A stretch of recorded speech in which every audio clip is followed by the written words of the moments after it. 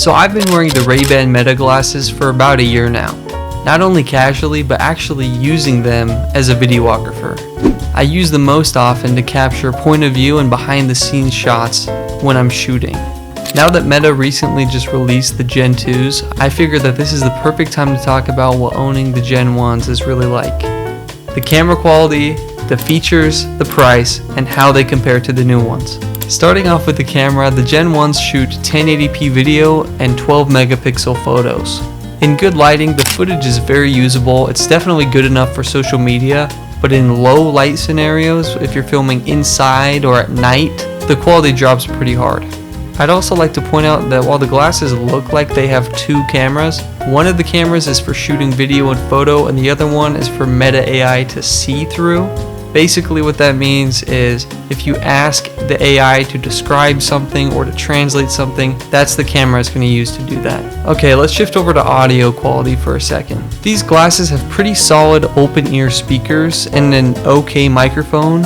For listening to music or talking on the phone or talking to the AI, it does the job, but it's not going to replace a lav microphone anytime soon, especially not in wind or crowds. Think of them more as a bonus feature than an actual audio tool. Let's talk about functionality.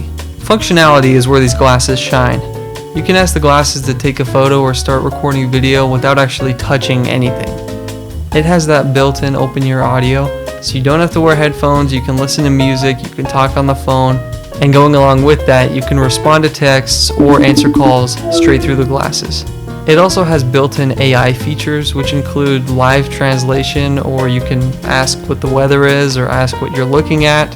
These are honestly more cool than functional, but they're good to have from time to time. The touch controls on these glasses are actually really unique. On the right side of the glasses, you can swipe to increase or decrease the volume. You can also switch the song or pause the song. There's a couple different features depending on how many fingers you use to tap on the side of this thing.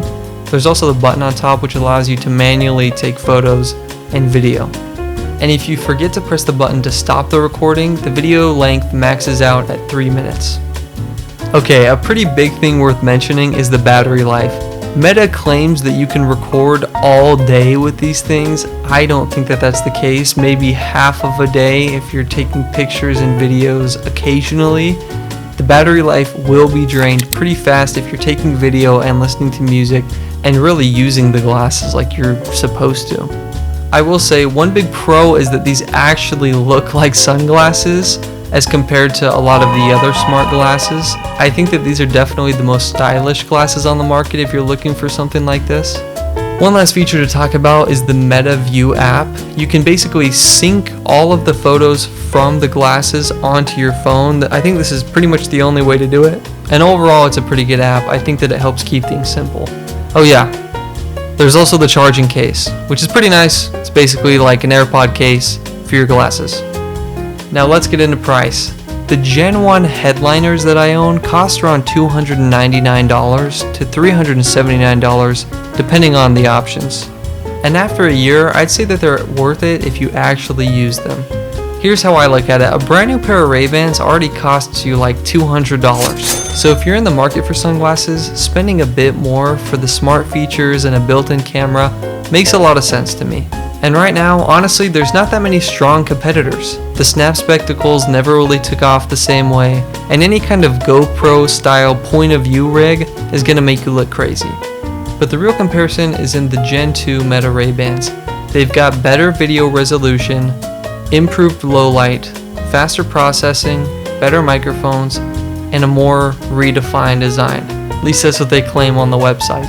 So if you're thinking about buying the Gen 1s today, unless they're on a really good deal, I think I would wait. The Gen 1s are still great for casual creators, but it seems like the Gen 2s are solving all the problems that they faced with the Gen 1s. So after a year, I still really like them and I'll obviously continue to use them. They're not perfect, but I think that they're fun. And that pretty much wraps it up. If you have any questions, leave them in the comments. Thank you so much for watching, and I'll see you in the next one.